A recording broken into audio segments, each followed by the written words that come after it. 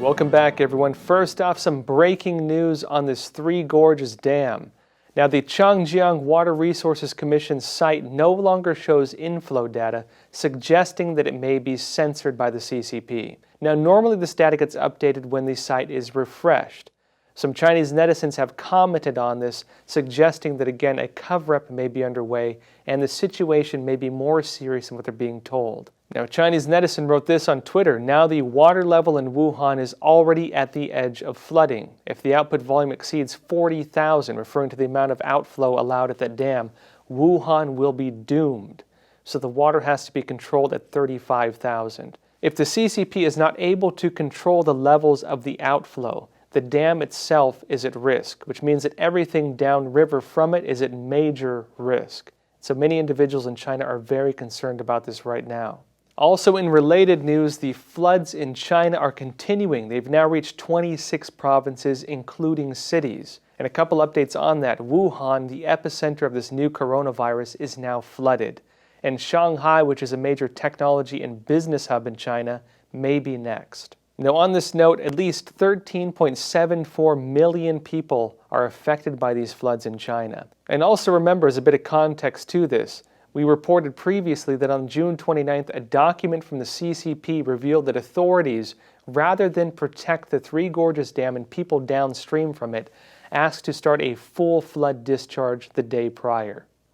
And also, the whereabouts of Xi Jinping, the head of the CCP, are still unconfirmed. You might remember some of the recent coverage we had on this, analyzing the different, quote-unquote appearances Xi Jinping made, and noted that at many of them, his actual location was not actually confirmed. Now, we're seeing the same thing repeated now. Epoch Times reports that Xi came forward to personally command and personally deploy the flood prevention and relief work. Yet following an ongoing pattern again that is raising questions about his whereabouts, Xi's personal command was only on CCTV News, a major state-run TV station again, which only published text without footage. And in related news, in a move that is being interpreted as a possible sign of instability in the Chinese Communist Party, Xi Jinping stated at a recent Politburo meeting, this top leadership body of the CCP, that the Chinese military must be, quote, absolutely loyal and ready to fight. Now, Beijing is currently under martial law, and 30 provinces, municipalities, and autonomous regions in China have begun to place controls on travel to and from Beijing. This is, again, in context of this new virus outbreak they're having there. If the epidemic in Beijing prolongs and the situation worsens, there may be a coalition of military leaders and local politicians forming a separatist movement.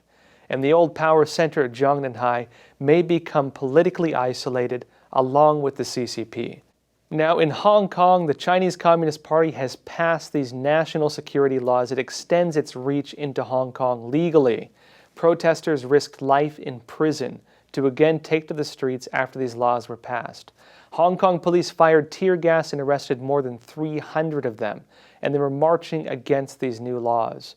Now, among those arrested, they're saying that at least 2 of them could face charges under these laws, which can have people extradited from Hong Kong to face trial in mainland China, and which is broad enough in its descriptions that nearly any dissent from the CCP could be labeled a crime.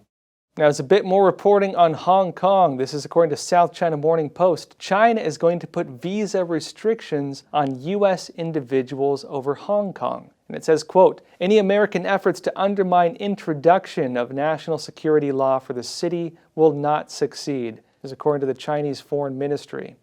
Now, with that said, folks, this channel is being censored by YouTube. Our videos, when they first go out, have ads limited on them at first many times, meaning we don't get ad revenue.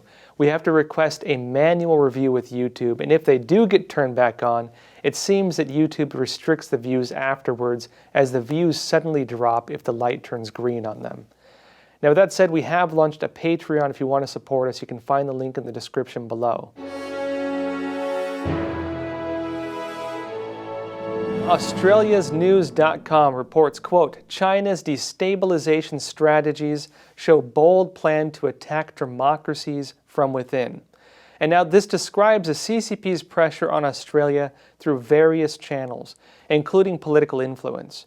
Now, it quotes a CSIS report stating that, quote, Although China's rising influence is felt all across the globe, perhaps no country has been as roiled politically by China's growing influence and political ambitions as Australia's has over the past several years. And the article states that, quote, "First came revelations about the large political donations from groups with close ties to the Chinese Communist Party. Then came concerns over Beijing's growing sway over Australian universities. Fears about undue influence within Australia's Chinese language media and civic groups soon followed. Combined, it appeared to be a bold plan to attack democracy from within." And it says unofficial channels were being exploited. Interactions were secretive and manipulative. Now, an important point on Australia. The methods the CCP has been using to subvert Australia are the same basic methods that it applies in many other parts of the world, including many of the same basic institutions. If you talk to many Chinese dissidents, they will point out something interesting. When the CCP wants to test programs to launch in the United States, Australia is the first testing ground. If they work in Australia, they move them to Canada. If they work in Canada, they move them to the United States. Australia is the canary in the coal mine of what the CCP risks bringing to the United States. And many of the programs it's pushing there, again, are things we've been exposing as well. The Chinese Communist Party is pushing back against the Australian people, accusing Australia of mass espionage, spreading rumors, and stoking confrontation. So according to The Guardian, it states, quote, "Foreign Ministry in Beijing says evidence of Australia's spying activities is irrefutable, but provides no new evidence." And so what's going on right now? The Chinese Communist Party has been using this same basic model, again, to subvert the democracies of different countries, to subvert the open systems of different countries. The same model it's using in the UK, the same model it's using in Australia, many of those things are being replicated right here in the United States.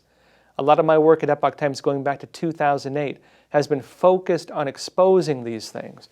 One of the main groups I pointed out in my reporting is the United Front Work Department, which is the main tool the CCP uses for this. Among some of its sub-branches, the things it is interconnected with are the Confucius Institutes, the Chinese Student and Scholar Associations, different front organizations, the triads, the Chinese mafia, and different forms of political and business influence through these networks. And again, we'll be covering some of this in this episode as well, so stay tuned. Meanwhile, in the United Kingdom, China has been attempting to groom business leaders and political elites in the UK, according to a new book. Now, this book is called, quote, "Hidden Hand," and it shows the CCP's influence in the United Kingdom and alleges that some of these efforts are launched through the 48 Group Club, founded partly by former Deputy Prime Minister in the UK, Lord Heseltine. Express UK is reporting that, quote, "The group's website has been taken down after the book's publication, and Stephen Perry, a London businessman who chairs the club, has begun legal action to stop the publication of the book in the UK and Canada." Now, the article adds, quote, "Australian academic Clive Hamilton, co-author of the book, said to the Times, quote, "In our judgment, so entrenched are the Chinese influence networks among British elites that Britain has passed the point of no return, and any attempt to extricate itself from Beijing's orbit would probably fail." The Chinese Communist Party has an internal saying, "Strangle you with your own systems." They talk about this system of unrestricted warfare, basically it's a way of thinking where you look at what are the goals of war, what would you want to achieve in war, and how can you achieve those exact same goals using non-military means, using means outside direct troop-on-troop combat. The CCP's model is based very heavily around what the Soviets were doing when they talked about ideological subversion. It's a way to subvert open systems. Again, as the CCP would say, strangle you with your own systems. They look to infiltrate and influence the different institutions that make societies function. Once they gain control over those, they gain control of that community, of that city, of that local government, or of the country. And the CCP is extremely aggressive on this on all fronts. Now, moving on, gold that was being used to back Chinese credit has turned out to be fake. Now, Nikkei.com is reporting that, quote, "The 83 tons of purportedly pure gold that King Gold creditors held in their coffers as of June would be equivalent to 22% of China's annual gold production. And again, according to this recent finding, this gold is fake. You might have remembered some of the reports talking about China trying to replace the US dollar. And they were building this on a gold standard, allegedly, that was more pure than some of the gold being produced elsewhere. A lot of investors in the US and elsewhere were very excited about this, especially people who want to bring back the gold standard. The CCP was telling people it found a way to create more pure gold. And it turns out now that this gold purity rumor they were promoting was fake. That gold was fake. And the CCP was using that to prop up this illusion of the value of its currency. Now moving on, the Chinese Communist Party has taken an unprecedented move, forcing banks and investors to give up $212 billion. Here's an article from the Epoch Times that says, quote, China wants its banking industry to share the pain and help to boost a slumping economy to the tune of 1.5 trillion yuan. That's about $212 billion again. It continues to combat the worst economic downturn in 40 years as the country attempts to rebound from the CCP virus crisis. The Chinese Communist Party's State Council, which is the technical government of China, has asked its banks to forego up to 1.5 trillion yuan in profits. It says it's an unprecedented and shocking demand and serves as a sobering reminder that China, under the CCP, is still fundamentally a socialist command economy. And so as we see with that, as we saw with the fake gold standard, the CCP, even though China masquerades as this open system, even though it masquerades as a capitalist society, the CCP, the Communist Party, still controls all of that, even including the banks, even including the currency, even including any part of the local economy and state businesses. And so from the broader perspective of what the CCP is doing, the Chinese Communist Party is trying to replace the United States as the world leader. Part of that means replacing the US dollar. Part of that means overturning the basic institutions, these international institutions, that make the United States the recognized world leader. Finance is a huge part of that. Banking is a huge part of that. Because when it comes to infrastructure, when it comes to loans, a lot of infrastructure relies on that. Whether it's in the United States, whether it's in any country around the world. The CCP understands that by putting up an illusion, by convincing people that money is worth something that it is not, it can print its own money. It can use that printed money to undermine other markets. And by printing that money and by giving out loans that are worth nothing sometimes, as we see with this new fake gold standard that they were trying to promote, that the CCP can create money on a whim, and that the CCP can use that fake money to begin to subvert other countries. This is a small piece of the overall picture of what the CCP is promoting and what it's pushing for, again, using this program of unrestricted warfare. And now related to that, in the United States and North Carolina, the CCP's influence in the education system is being exposed by the North State Journal. Now, the report on how the CCP is influencing K-12 education in North Carolina follows previous reports that they've done on how the CCP is using the Confucius Institutes to subvert higher education.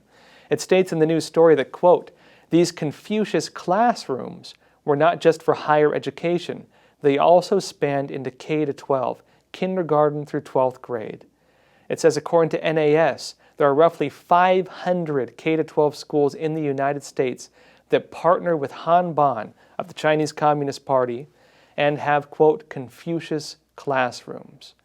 And so from the broader picture of what the CCP is doing, again, it's not just economy, it's not just banking, it's not just finance, it's not just political influence. It is our kids' schools, it's K-12 education, it's higher education, it's subverting academics, it's getting into our research and development. I think we should all do well to reflect on why the CCP is doing this. What are the institutions that allow a country to function? What are the foundations of a functioning open society, of a system that, say, runs on democratically elected officials? What is the basis of that? How do people make the decisions that direct their country? How do you determine who you vote for? It's based on your worldviews, right? It's based on what you believe and what information you choose to believe. If you've been indoctrinated by a false worldview or a worldview that supports only one set system in the world, then you're going to vote in favor of that system. You're going to promote that system within any institution that you get into. The CCP understands the power of ideology, and by subverting our academic institutions, going down to kindergarten, the CCP is demonstrating that in the United States. Now, shifting gears a bit, in the United States, a new autonomous zone has been formed in New York City. Now, The Hill is reporting that de Blasio has agreed to cut $1 billion from the New York City police budget. This is out of its $6 billion budget. And this is happening as activists have occupied the local city hall since June 23rd. And this journalist, well known for his coverage of Antifa, posted a video on Twitter and wrote this, quote, "Inspired by Seattle, militant left-wing protesters have created another autonomous, no-cop zone around the NYC's City Hall." Now, meanwhile, in the autonomous zone that is working as the model for this, violence is continuing. This is the Chop or Chaz site in Seattle. And activists are refusing to disband as the local government is now trying to remove the site. A 16-year-old was recently shot and killed, alongside a 14-year-old who was shot and injured. And again reported on this. He said on Twitter that after the teenagers were shot, the car trying to bring them to the hospital struggled to leave the site, since activists had blocked the roads with barriers. He had a video of this. This video of that very same car attempting to transport the victim to the hospital, and you can see driving around the chop zone, unable to get out of the area to get that person to the hospital due to the barricades. It looks like they really didn't know which way to go or what to do. And meanwhile, back to New York City, Bill de Blasio, the mayor here, is talking about putting an ongoing restriction on restaurants.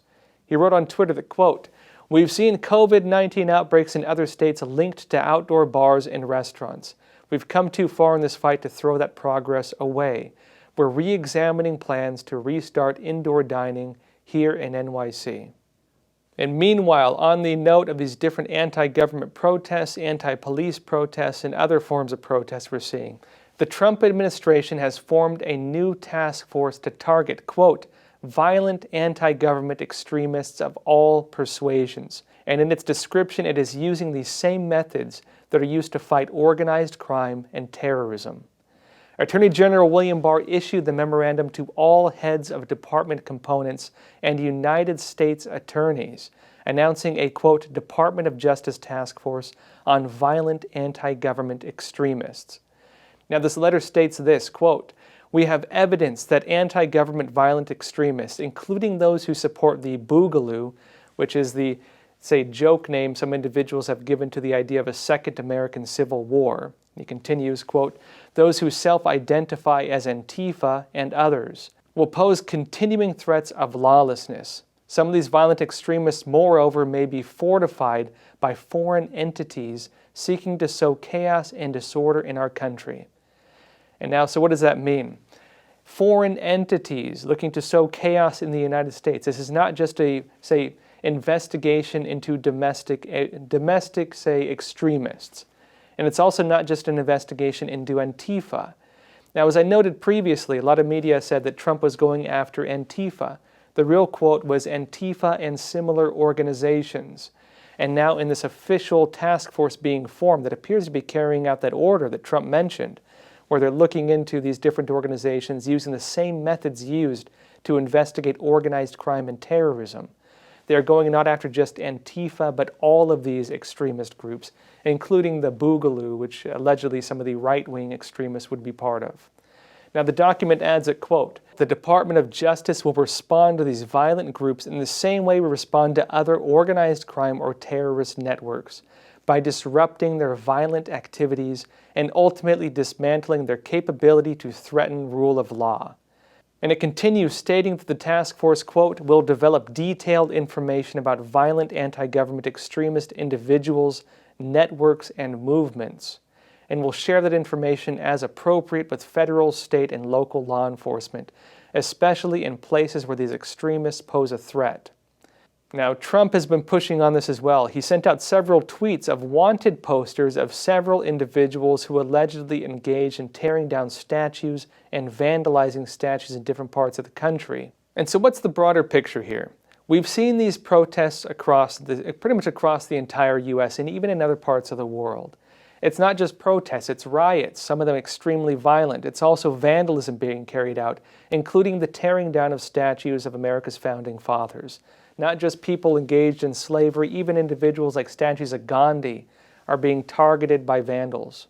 Now, those of you who have been following our reporting on this channel, we've of course named several of these organizations behind these riots and protests. And again, based on our own research, based on public reporting, including direct statements by these organizations themselves, we can say very, very accurately that many of these protests are not grassroots. Many of them have been very carefully organized. It's not saying that everyone on the street is part of this, very likely 99% are not, but there are groups with very radical agendas who are trying to pull the strings of these protests and turn them into violent riots with their stated goals of creating revolution in this country. And now in some other news, the WHO is sending a team to China to investigate the origins of this new coronavirus. And now a bit of background on this. You might remember reports of the United States, New Zealand, the UK, Australia, many different countries calling for investigations into the origin of this virus that became this pandemic that had many people locked in their homes for months. Now, the Chinese Communist Party said it would refuse any such investigation, but said that it would allow the WHO to go and investigate. A big question here. What makes the WHO different when it comes to whether it will allow any kind of investigation? Why would it allow the WHO to do so after stating it would not allow anybody to investigate? What does this tell us? Well, we can say based on previous reporting, based on facts that have emerged, and even based on the Trump administration's official reports assessing the actions of the WHO and of other official assessments around the world. The WHO, during the outbreak, played very closely to the narratives of the Chinese Communist Party. It is being accused, based on this, of not showing independence from the Chinese Communist Party. And so now the WHO is the one conducting these investigations into the origin of the virus, and very likely we can expect a report to come out on this that are very likely going to show the narrative the CCP wants the world to see. Now again, this is just my own analysis, so take it for what it's worth, but I would say based on public reporting, this is where things are pointing. This is the trajectory we can be looking at.